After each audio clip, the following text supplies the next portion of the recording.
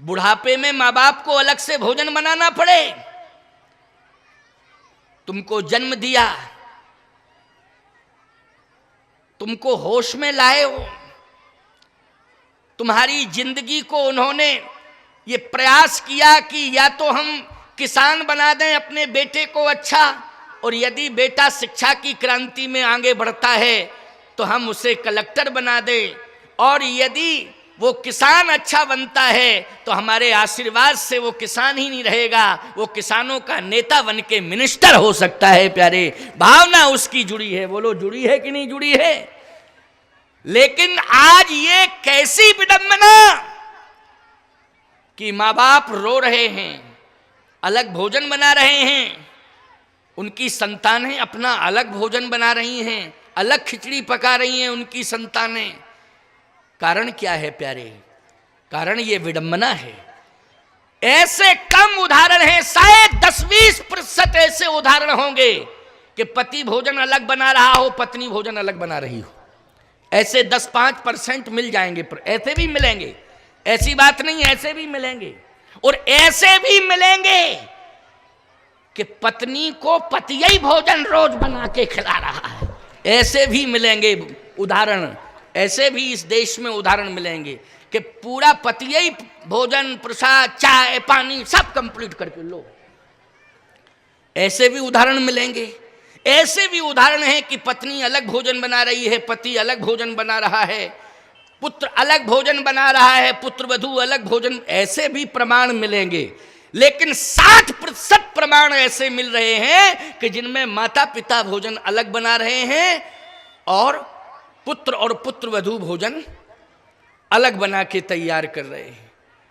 बोलो, ये विडंबना नहीं है तो क्या है? ये विडंबना है। मां बाप को भोजन भी नहीं करा सकते हो तुम। धन हो जाओगे अगर तुम माता पिता के प्रति समर्पित हो जाओगे, तुम्हारे जीवन धन्य हो जाएगा कि अगर तुम अपने हाथ से माँ बाप को भोजन करा दोगे। मैं एक बात कहता हूं, जो अपने हाथ से जीवन भर माँ बाप को भोजन कराता है, परमात्मा एक दिन उन्हीं के हाथ का भोजन करता है। ये मैं दावे के साथ कह रहा हूं, चैलेंज से कह रहा हूं। अर्थ, धर्म, काम, मोक्ष, ये 4 पदार्थ होते हैं। अर्थ, धर्म, काम, मोक्ष। ये किसके हाथ में आते हैं ये चारों पदार्थ? अर्थ चाहिए तुम्हें तो कैसे मिलेगा? धर्म चाहिए तो कैसे मिलेगा? मोक्ष चाहिए तो कैसे मिलेगा? अर्थ, धर्म, काम, मोक्ष। काम चाहिए तो कैसे मिलेगा? ये 4 मिलेंगे कैसे? यदि रामायण को तुम सुनते हो, रामायण के प्रति तुम्हारा समर्पण है, तो मैं बता रहा हूं कि अर्थ, धर्म, काम, मोक्ष रामचरितमानस के प्रमाण के अनुसार कैसे मिलेंगे आपको। करतल हो पदारथ ताके,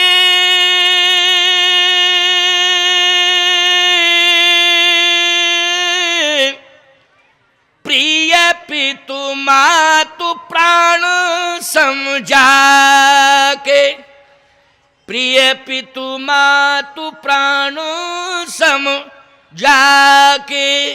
जो माता पिता को प्राण से भी ज्यादा महत्व देते। देखो, प्राण सबसे ज्यादा प्यारा होता है कि नहीं होता है? बोलो, होता है प्राण प्यारा कि नहीं? सबसे ज्यादा प्यारा प्राण होता है। हम इस बात को बिल्कुल मानने को तैयार नहीं हैं। संसार में पति पत्नी भले ही आपस में बात करें कि हम तुम्हारे लिए जी रहे, तुम हमारे लिए जी रही, भले ये कहें, लेकिन सही बतावें। और यहाँ तक चैलेंज हो जाता है कि पत्नी कहती हम तुम्हारे बिना नहीं जी सकते, पति कहता हम तुम्हारे बिना नहीं जी सकते। अच्छा, ईमानदारी से बताओ, बीच में अगर कहीं से शेर कूद पड़े तो पत्नी अलग भगेगी, पति अलग भगेगा प्राण बचा के? बोलो, अलग अलग भगेंगे कि नहीं भगेंगे? इसका मतलब है कि ना पत्नी को पति प्रिय था, ना पति को पत्नी। अपने अपने प्राण सबको प्रिय थे, अपने अपने प्राण बचा करके सब भगे। बोलो, भगे कि नहीं भगे?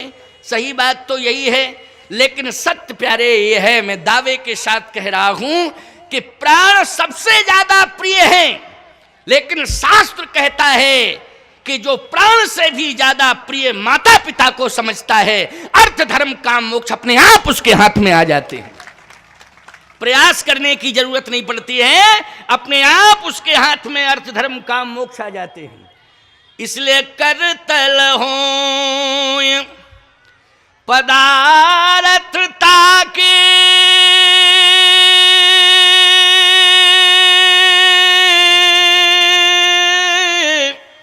ओ प्रिय पितु मातु प्राण समझा के। माता पिता को प्राण से भी ज्यादा महत्व दो, क्योंकि तुम्हारे प्राण बचाए हैं माँ बाप ने। बोलो बचाए प्राण कि नहीं बचाए?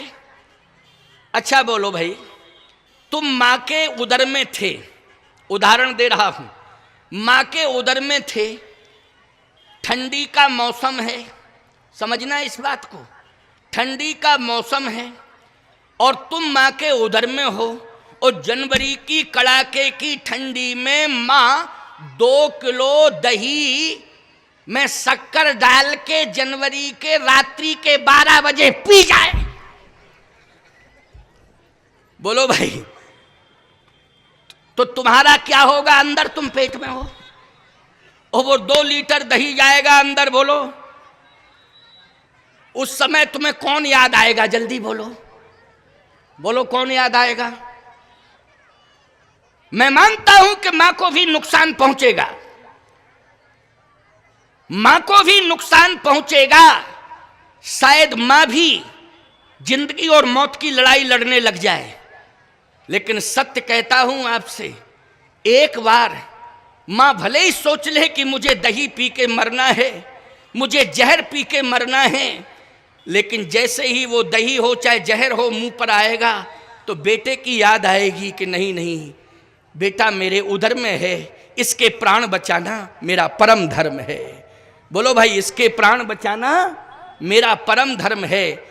इसलिए वो अपने प्राणों को रोके रहेगी, क्योंकि बेटे का प्राण बचाना परम धर्म है। तो बोलो अपने प्राण से ज्यादा चिंता बोलो बेटे के प्राण की करती है कि नहीं करती? संतान बेटी हो चाहे बेटा हो, मैं बेटा ही शब्द कह रहा हूं तो बेटियां ऐसा ना सोचें कि मेरे लिए तो कुछ कह ही नहीं रहे, मैं संतान की बात कर रहा हूं। बोलो ईमानदारी से, अपने प्राण से ज्यादा चिंता अपनी संतान के प्राण की है कि नहीं? मां को है। और सुन लीजिए प्यारे, जब तुम होश में आ जाते हो, अगर भूखे हो और भोजन सीमित है, तो बोलो माँ बाप पहले संतान को भोजन कराते हैं कि नहीं कराते हैं? और बचता है तो फिर कहते हैं कि ठीक है बचेगा तो ले लेंगे, नहीं होगा बोले जल पी के सो जाएंगे, पानी पी के सो जाएंगे। लेकिन अपनी औलाद को क्या भूखा छोड़ सकते हैं? जल्दी बोलो, नहीं नहीं। एक उदाहरण दे रहा हूं, ध्यान से मेरी बात को सुन लेना। आज मैं मातृ पितृ भक्ति पर बोल रहा हूं। भगवान राम ब्रह्म मुहूर्त में जगते हैं तो माता पिता को प्रणाम करते हैं, ये मातृ पितृ भक्ति है भगवान राम की। लेकिन सत्य कहता हूं आपसे, चाहे जितने बड़े ज्ञानी ध्यानी ब्रह्म ज्ञानी तुम क्यों ना हो जाओ, लेकिन यदि तुम्हारे घर में बेटी आ जाए संतान के रूप में, तो ये समझ लेना चाहिए कि हमारी तपस्या सफल हो गई, हमारा ब्रह्म ज्ञान सफल हो गया, हमारा जीवन सफल हो गया।